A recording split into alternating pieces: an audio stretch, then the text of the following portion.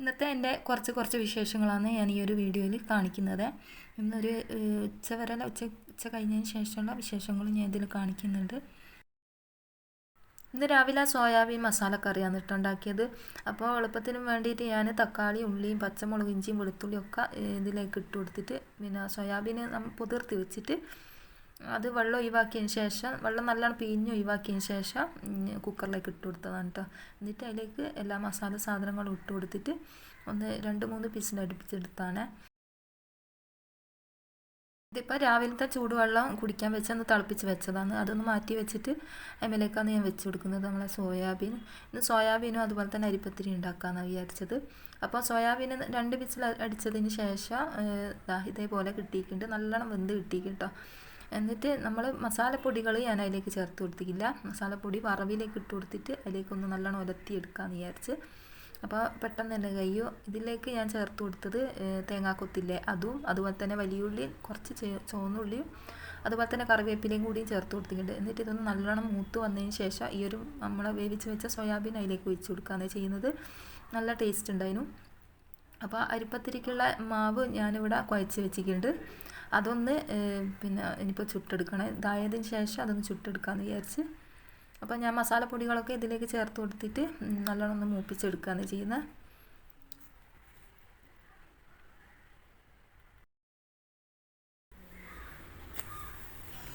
ഇനിയിപ്പോൾ നമ്മളെ ചായ കുടിയും കാര്യങ്ങളൊക്കെ കഴിഞ്ഞിട്ടുണ്ട്. ഇനിയിപ്പോൾ ക്ലീനിങ് കഴിഞ്ഞിട്ടോ. ക്ലീനിങ്ങും കഴിഞ്ഞ് ഞാൻ ചോറിനുള്ള വെള്ളം ഇട്ട് കൊടുത്തിട്ടുണ്ട്. അപ്പോൾ ഇതാ ഒരുവിധം ക്ലീനിങ്ങൊക്കെ കഴിഞ്ഞിട്ടോ. അപ്പോൾ ചോറിനുള്ള വെള്ളം ഇട്ട് കൊടുത്ത് ഒരു 11 മണിക്ക് അങ്ങനെയാണ് ഇപ്പം വീഡിയോ എടുക്കുന്നത്.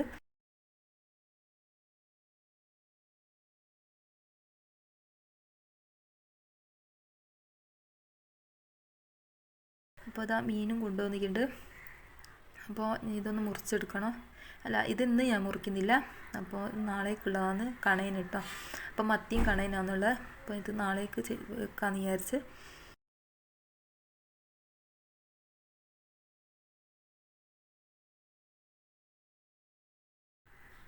ഇനിയിപ്പോൾ ഇതാ നമ്മൾ ചോറിനുള്ള വെള്ളം ഇട്ട് കൊടുത്തിട്ടുണ്ട്.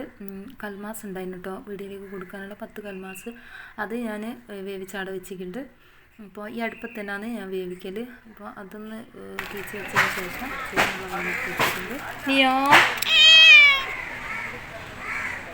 നിയോ കുട്ടി, നിയോ കുട്ടി,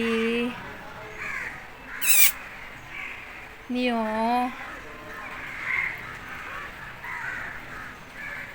നിയോ കുട്ടി എന്താ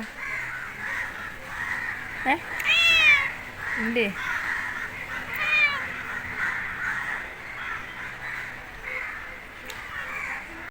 ഇപ്പം ചോറിനുള്ള വെള്ളം ഇട്ടെടുത്തുനിന്ന് അതിന് വിറക് തിരയില്ല കേട്ടോ. വിറകപ്പുറമില്ലായിരുന്നു. അപ്പോൾ കത്തിക്കാൻ അപ്പോൾ ഇതിൻ്റെ ഉള്ളിൽ നിന്ന് വിറക് എടുത്തിട്ട് വേണം അതിന് വെച്ച് കൊടുക്കാൻ. അപ്പോൾ ചേരി ഉണ്ട്, അതിന് കുറച്ച് ചേരി ഉണ്ട്, അതെടുത്തിട്ട് പോയിട്ട് വെച്ച് കൊടുക്കാമെന്ന് ചെയ്യുന്നത്.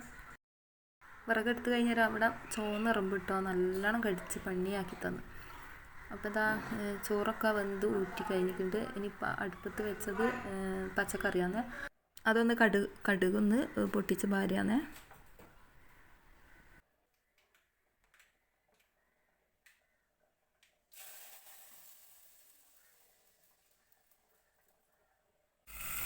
ഇനിയിപ്പോൾ ഇതാ മീൻ പൊരിക്കാൻ വെച്ചിട്ടുണ്ട്. മാന്തളാണ് മീൻ പൊരിക്കാൻ വെച്ചത്.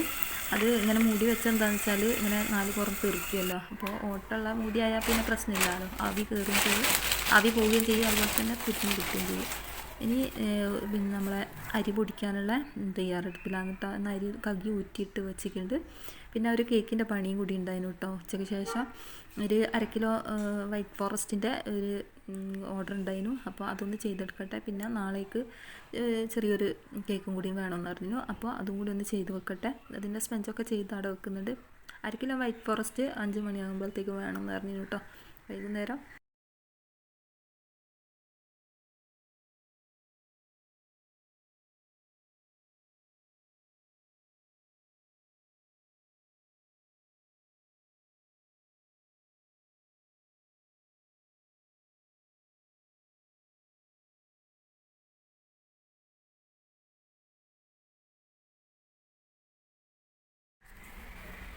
ഇനിയിപ്പോൾ ഞാൻ അരി കഴുകി ഊറ്റി ഇട്ടിട്ടുണ്ട്. കണ്ണീച്ച വരിക കേട്ടോ. അപ്പോൾ ഞാൻ നല്ലോണം കൈ കൊണ്ട് ആറ്റി കൊടുത്താണ്. ഇതൊന്ന് പൊടിക്കാൻ വേണ്ടി കൊടുക്കണം. അപ്പോൾ ഇതാ നമ്മളെ ഐസിങ്ങൊക്കെ കഴിഞ്ഞ് 1 കിലോ കേക്ക് ഉണ്ടെന്ന് പറഞ്ഞല്ലോ. അപ്പോൾ അതിൻ്റെ ഐസിങ്ങൊക്കെ കഴിഞ്ഞതാണ്. അപ്പോൾ ഇത്രയേ ഉള്ളൂ ഇന്നത്തെ വീഡിയോ. ഇനി അടുത്ത വീഡിയോയിൽ കാണാം.